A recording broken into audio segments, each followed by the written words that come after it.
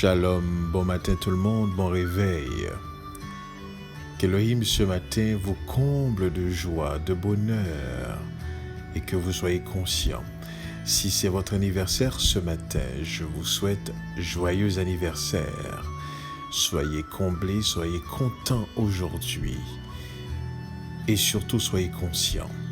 Et si vous êtes seul, je veux que vous sachiez, vous ne l'êtes pas. Vous n'êtes pas seul. Lorsque vous connaissez Yeshua, vous n'êtes pas seul. Lorsque vous connaissez Yeshua, vous faites partie de la famille de Dieu. Et ici, quand on parle de la famille de Dieu, on ne parle pas seulement de ceux qui croient en Yeshua, mais nous parlons aussi de tous ceux qui se soumettent à Elohim. Nous parlons de tout le reste de l'univers qui suit les principes et les lois d'Elohim. Vous faites partie de cette famille-là. Une famille que vous ne pouvez compter. Une famille que vous ne pouvez comprendre que lorsque seulement vous allez voir la manifestation du Père. C'est à ce moment-là, vous allez comprendre dans quelle famille vous êtes entré. Cette famille soumise qui servent à la gloire d'Elohim, cette famille qui comprend, cette famille qui s'épanouit, cette famille d'une intelligence extraordinaire, puisque leur cœur, leur désir, leur intelligence se porte vers Elohim pour sa gloire. Là, vous allez comprendre dans quelle famille vous faites partie. Donc, Yeshua a promis ceci: je serai avec vous tous les jours jusqu'à la fin du monde. Donc, il est là. Il est là dans vos déboires. Il est là dans les difficultés. Il est là dans les situations. Il est là dans les circonstances. Il est là dans vos tristesses. Il est là dans vos joies. Il est là dans vos doutes. Il est là dans vos inquiétudes. Il est là dans toutes les situations de votre vie. Car il a promis qu'il sera là. Donc, il n'existe aucune condition dans laquelle vous auriez pu être qui n'y soit pas. Il est là. La grande question à se poser maintenant, la plus grande des questions à se poser: à quel point en sommes-nous conscients de cette présence? Voilà ce qui fera toute la différence. Ce matin, je vais regarder avec vous un texte dans le livre de Michelet, Proverbes, au chapitre 5. On va regarder les 4 premiers versets. Je lis pour vous. Mon fils, sois attentif à ma sagesse, incline ton oreille à mon intelligence, afin que tu gardes mes avis et que tes lèvres conservent la connaissance. Car les lèvres de l'étranger distillent des rayons de miel, et son palais est plus doux que l'huile, mais à la fin, elle est amère comme de l'absinthe, tranchante comme une épée à 2 tranchants.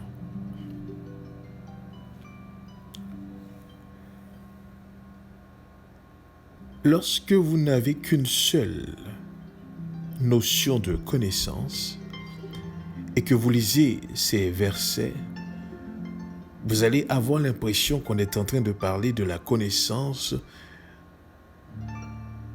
naturelle et de l'intelligence naturelle.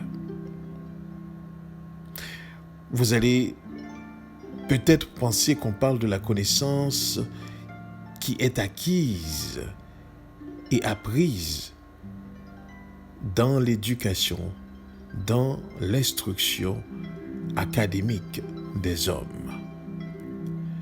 Vous allez saisir peut-être la connaissance dont il s'agit ici, c'est ce qui amène au diplôme, c'est ce qui amène aux actions honorifiques.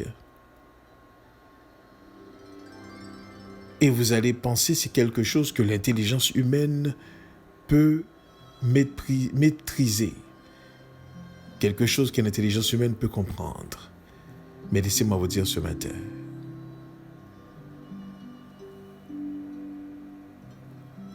Ici, l'intelligence et la connaissance qu'il s'agit. D'ailleurs, il est dit dans le livre de Proverbes au 1er que le commencement de la sagesse, de la science, de l'intelligence, de la connaissance, c'est la crainte d'Élohim.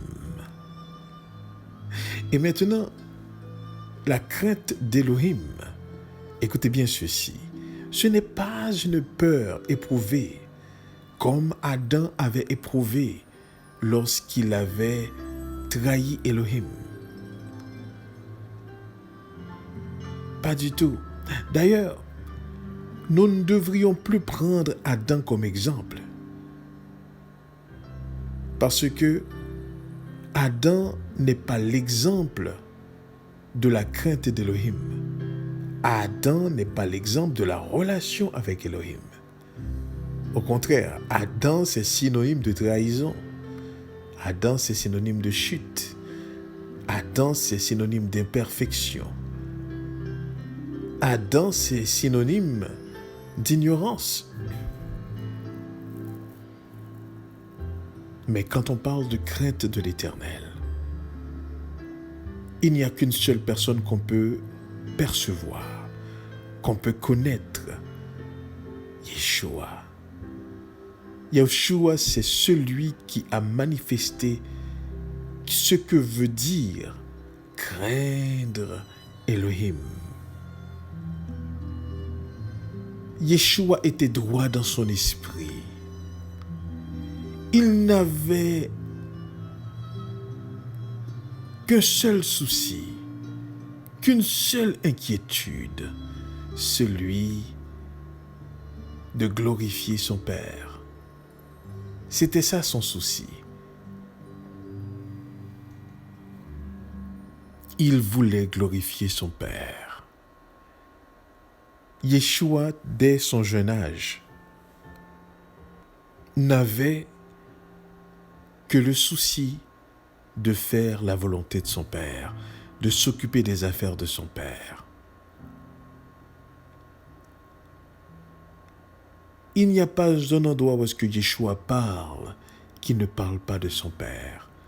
Et dans ses prières, ce n'est que le plan de son Père qui doit s'exécuter. Et même dans les moments les plus difficiles, tels que Gethsémane.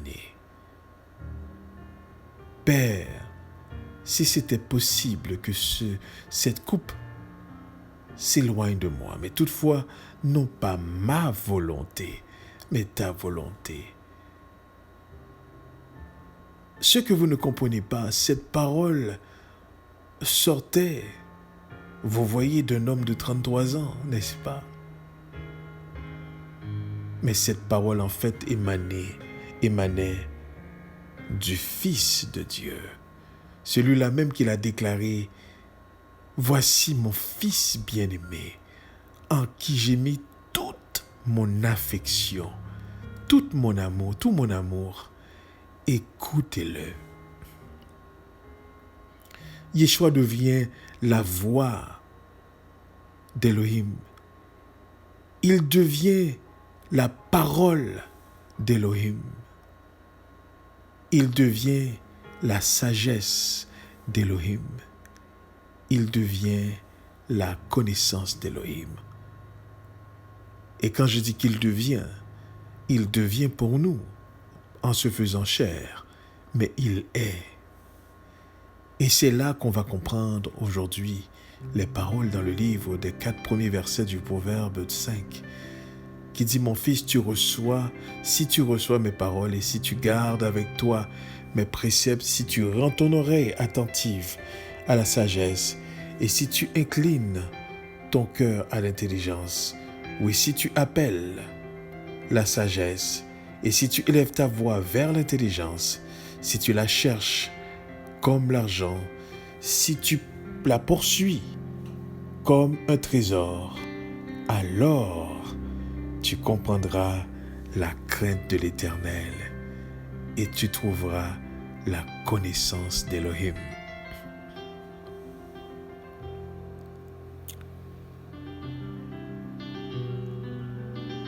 Et c'est pour ça qu'au Proverbe 5, il est dit deux grandes choses qui sont importantes à comprendre. La connaissance, écoutez bien ceci, la connaissance, la sagesse, l'intelligence n'est pas différent de l'être.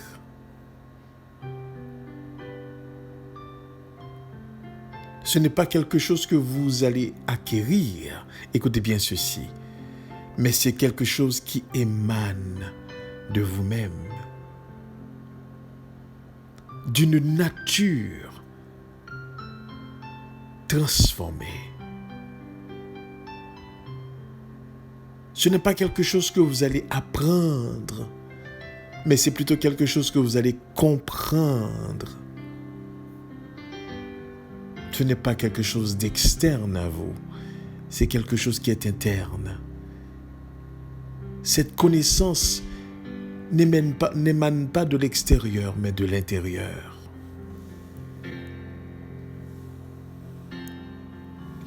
Et c'est là que vous allez faire la différence de la connaissance interne et celle qui est externe.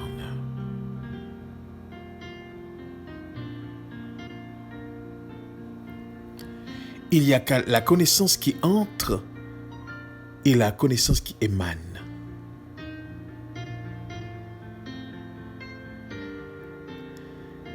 La connaissance qui entre est comparée aux lèvres d'une étrangère qui distille des rayons du miel et son palais est plus doux que l'huile.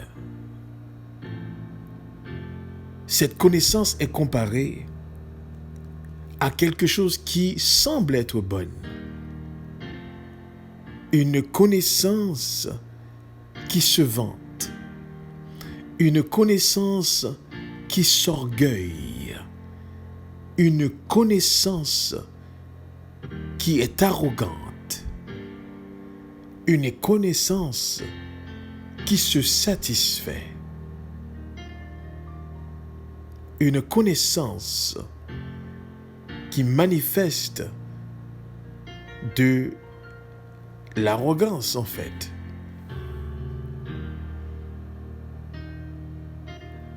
Et au verset 4, il est dit, écoutez bien ceci, mais à la fin,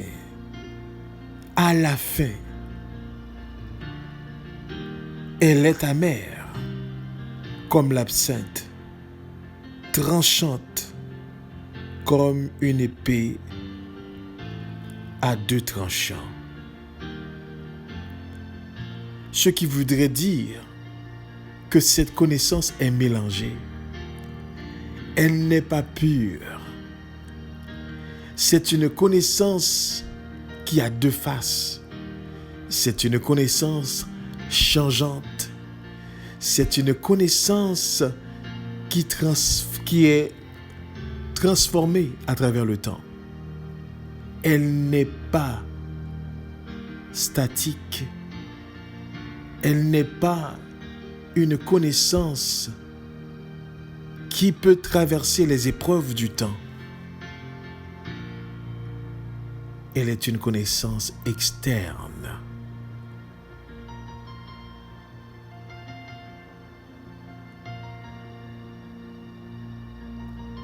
Et cette connaissance n'est pas une connaissance qui transforme. Elle est transformée elle-même, mais elle ne transforme pas, car elle est artificielle. Dans le livre de Proverbes, il nous fait voir la différence entre la connaissance qui nous amène à comprendre la crainte de l'Éternel et la connaissance qui, au départ, paraît doux comme du miel, qui distille des rayons de miel, dont le palais est plus doux que l'huile. Mais en réalité, à la fin, elle est amère. Elle est insupportable. Elle ne change pas la personne qui la possède. Comprenez bien ceci. Et le monde dans sa totalité, le monde dans sa vision, dans sa perception, effectivement, nous présente cette connaissance. D'ailleurs, le mot en hébreu qu'on utilise pour connaissance, c'est da'at. C'est le mot da'at. Et ce mot, effectivement, a un sens beaucoup plus profond que le mot connaissance. Ce mot aussi signifie perception. Il signifie adresse. Il signifie discernement, compréhension, sagesse. Donc celui qui a la connaissance, il a aussi une perception.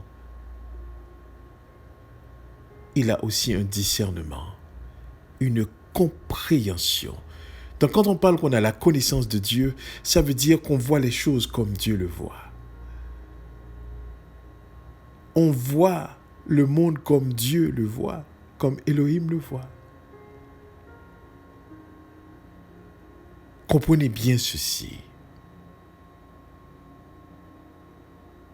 La connaissance de l'esprit du Ruach HaKodesh, c'est une connaissance qui donne le discernement, qui donne la compréhension,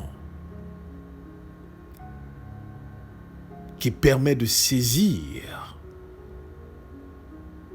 toutes choses dans leur essence, comme Dieu voit toutes choses de leur essence.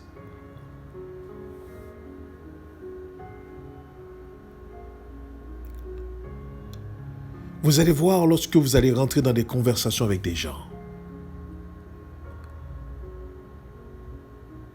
ce qui fait des fois l'objet de discussions, des disputes,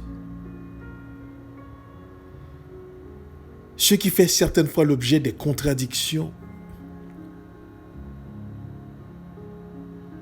ce que les hommes des fois définissent comme compréhension, vous ne l'avez pas.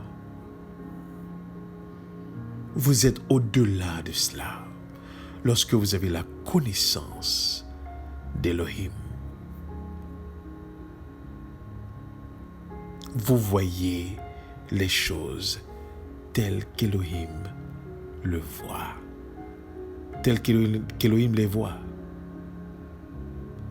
Vous discernez le monde tel qu'Elohim discerne.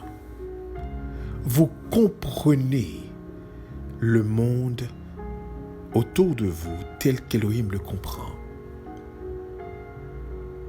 Et cette sagesse n'est pas une sagesse acquise. Attention. Écoutez bien ce que je vais vous dire. Elle n'est pas acquise. Elle émane de l'être que vous êtes. C'est pour ça, votre langage est différent. C'est pour ça, votre perception est différente. C'est pour ça, votre compréhension est différente. C'est pour ça, vos paroles sont différentes.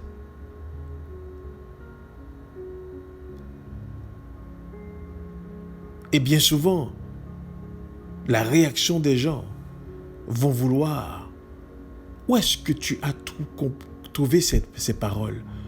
Où est-ce que tu as trouvé cette compréhension? Parce que les gens de l'extérieur ne vont pas comprendre effectivement la personne que vous êtes devenu lorsque vous êtes conscient de qui vous êtes. Et Yeshua disait ça d'une façon extraordinaire, lorsqu'il disait « le vent souffle et personne ne sait d'où il vient et personne ne sait d'où il va ». Beaucoup de personnes vont vous dire aujourd'hui, comme j'ai déjà entendu cet argument, Yeshua disait ceci, mais par conséquent personne, parce qu'il n'y avait pas la connaissance d'où le vent venait. Cette personne qui disait ça, écoutez bien ceci, c'était un docteur. Et quand je dis docteur, un doctorant qui disait cela dans une émission dans laquelle je participais. Sans le savoir, cette personne venait tout simplement de manifester son ignorance de la parole de Yeshua. Car lorsque Yeshua parlait, on savait déjà le vent du midi, on savait déjà le vent de l'Orient, on savait déjà le vent de l'Occident, on savait déjà le vent du septentrion, qui signifie justement nord, sud, est, ouest. Donc, lorsqu'on parle du vent de l'Occident, on sait c'est l'ouest. Lorsqu'on parle du vent de l'Orient, on sait c'est l'est. Lorsqu'on parle du vent du midi, on sait que c'est le sud. Et quand on parle le vent du septentrion, on sait que c'est le nord. Donc cette personne n'avait pas saisi la parole de Yeshua qui disait « le vent souffle et on ne sait pas d'où il vient et d'où il va ». Il ajoute « c'est de même aussi pour ceux qui sont nés de nouveau ». En un mot, ce que Yeshua était en train de dire, ces gens qui sont nés de nouveau, écoutez bien ceci, les personnes qui sont nées de nouveau sont d'une profondeur que l'être humain ne peut savoir. On ne peut sonder leur profondeur. Pourquoi? Parce qu'ils ont la nature de Dieu. Sonder leur profondeur, c'est arriver à sonder la profondeur de Dieu. Est-ce que l'être humain est capable de le faire? Quel esprit est capable de le faire? Seul l'Esprit de Dieu sonde sa profondeur. Voyez-vous la différence? Comment voyez-vous le monde aujourd'hui? Votre vision du monde va déterminer quel est l'esprit qui vous anime. Je répète, votre vision du monde, votre perception du monde, la façon que vous vous adressez dans ce monde, votre discernement, votre compréhension du monde va vous manifester. Est-ce que la connaissance avec laquelle vous la regardez vienne de l'intérieur ou est-ce qu'elle vient de l'extérieur? Est-ce qu'elle provient des lèvres de l'étranger, des lèvres étrangères qui distillent des rayons du miel et de son palais est plus doux que l'huile? Mais à la fin, elle va être amère, comme de l'absinthe. Elle sera tranchante, comme une épée à deux tranchants.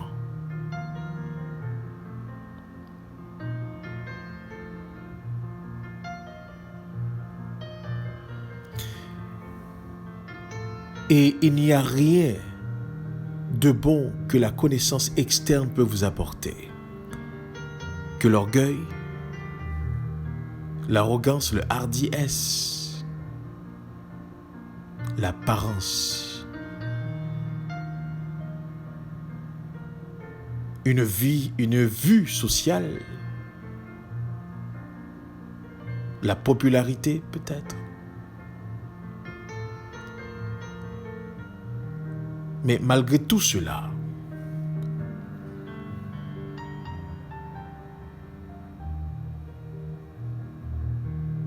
malgré tout cela.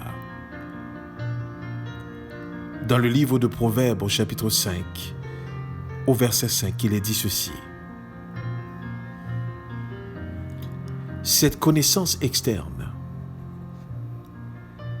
eh bien, ses pieds descendent, où ça? À la mort. Ses pas atteignent le Sheol. C'est là sa définition, c'est là sa fin.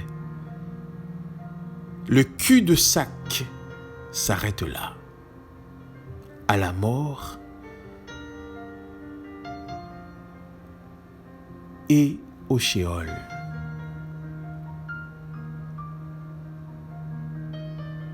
Est-ce cette connaissance que vous voulez poursuivre? Est-ce cette connaissance que vous voulez vraiment déléguer à vos enfants?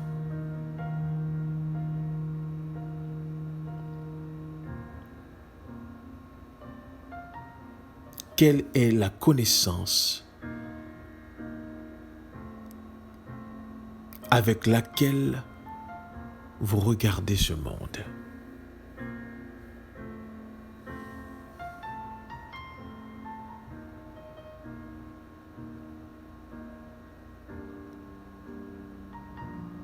Quelle est la connaissance avec laquelle vous regardez ce monde? Quel est le savoir dans lequel vous êtes instruit?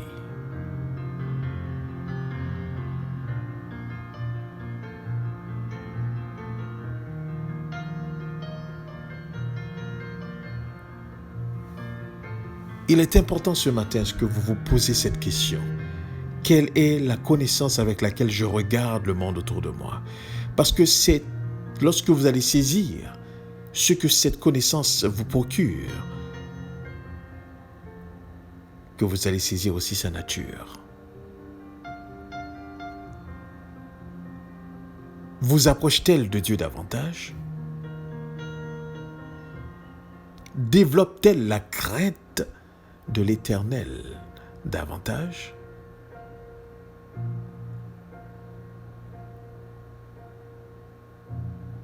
Émane-t-elle de l'Esprit qui est en vous?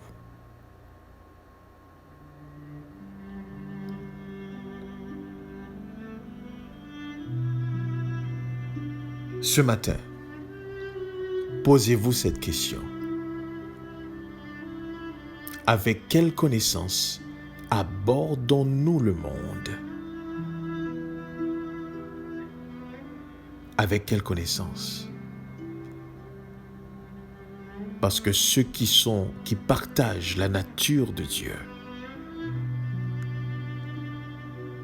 regardent comme Dieu,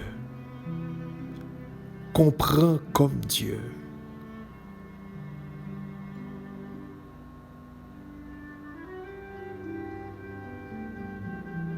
Et se développe davantage comme Yeshua, qui n'était pas intéressé aux choses de ce monde, si ce n'est la volonté de son Père. Tout était comparé à son Père. Tout était question de son Père. Toute chose était amenée à son Père. Toute compréhension était d'abord soumise à la compréhension du Père. Yeshua n'était intéressé à autre chose que la gloire de son Père.